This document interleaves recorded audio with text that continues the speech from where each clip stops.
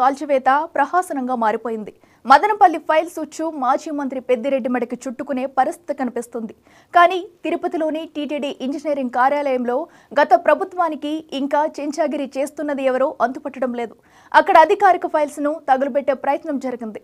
చాలా files కాలిపోయాయి. YCP హయాంలో అవకతవకలపై వైపు విజిలెన్స్ ఎంక్వైరీ 35% పూర్తయిన నేపథ్యంలో సంబంధిత ఫైల్స్ మాయం చేయాలని చూడటం కలకలం రేపుతుంది.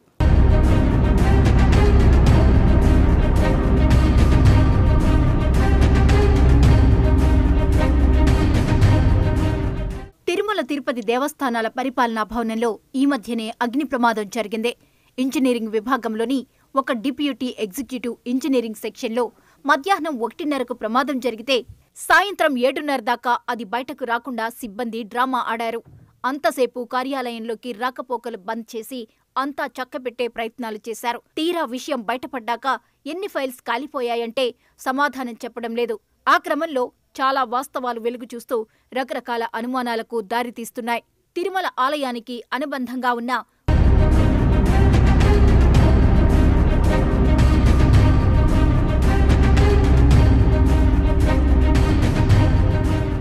13 ఉపాలయాలకు సంబంధించిన ఫైల్స్తో పాటు రోడ్ల నిర్మాణానికి సంబంధించిన ఫైల్స్ కాలిపోయాయని అంటున్నారు. గత శనివారం మధ్యాహ్నం 1:30 సమయంలో తిరుపతిలోని టీటీడీ పరిపాలనా భవనంలో ఉన్న ఇంజనీరింగ్ సెక్షన్లో మంటలు రేగాయి. దానికి ఉద్యోగులు చెబుతున్న కారణం శనివారం కావడంతో కార్యాలయంలో పూజ చేసి దీపం పెట్టారట. మధ్యాహ్నం వారు భోజనానికి బయటకు వెళ్లిన టైంలో ఆ దీపం మీదకు ఎలుక దొక్కడంతో మంటలు వ్యాపించాయని, గదిలో నుంచి పొగలు రావడం చూసి అక్కడి ఫైర్ సిబ్బందిని అలర్ట్ చేయడంతో వాళ్లు వచ్చి మంటలు అర్పివేసినట్టు సిబ్బంది చెబుతున్నారు. ఈ ప్రమాదంలో చాలా ఫైల్స్ కాలిపోయాయని, అయితే అవన్నీ కంప్యూటరైజ్ అయి ఉండడం వల్ల సురక్షితమేనని వివరణ ఇచ్చుకుంటున్నారు.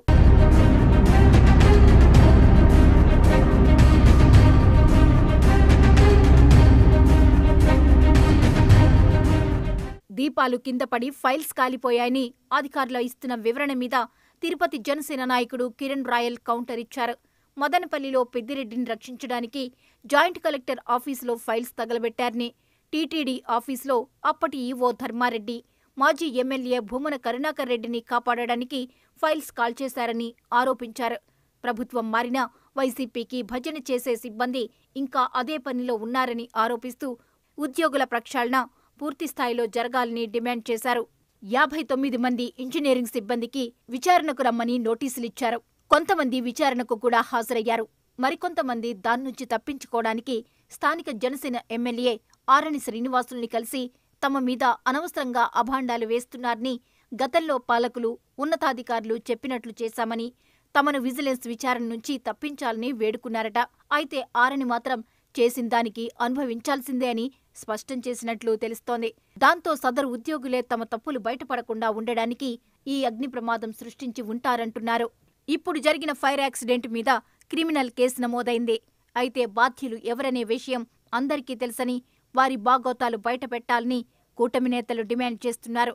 ఫైల్స్ కాలిన ఘటనలన్నీ వారాంతాల్లోనే జరుగుతున్నాయని, కార్యాలయాల్లో ఎవరూ లేని సమయంలోనే అలాంటివి జరుగుతున్నాయనే అభిప్రాయం వ్యక్తమవుతోంది. మదనపల్లి ఫైల్స్, టీటీడీ ఫైల్స్ శనివారం నాడే కాలిపోవడం ఆ వాదనకు ఊతమిస్తోంది. అందుకే శని, ఆదివారాల్లో ప్రభుత్వ ఆఫీసుల దగ్గర పోలీసు నిఘా పెట్టాలన్న డిమాండ్లు వినిపిస్తున్నాయి. మొత్తం మీద ఇప్పటికీ చాలా మంది సిబ్బంది తమ పాత బాసులు చెప్పినట్లే చేస్తున్నారన్న ఆరోపణలు వెల్లువెత్తుతున్నాయి. అందుకే దీపం, ఎలుక, వైర్ల కథలు ఎక్కువయ్యాయంటున్నారు. గతంలో వైసీపీ అధికారంలో ఉన్నప్పుడు కరోనా సమయంలో ఎక్సైజ్ సిబ్బంది ఎలుకలు తాగి మద్యం మాయమైందని చెప్పారు. ఇప్పుడు టీటీడీ సిబ్బంది కూడా అలాంటి స్టోరీ రిపీట్ చేస్తున్నారు.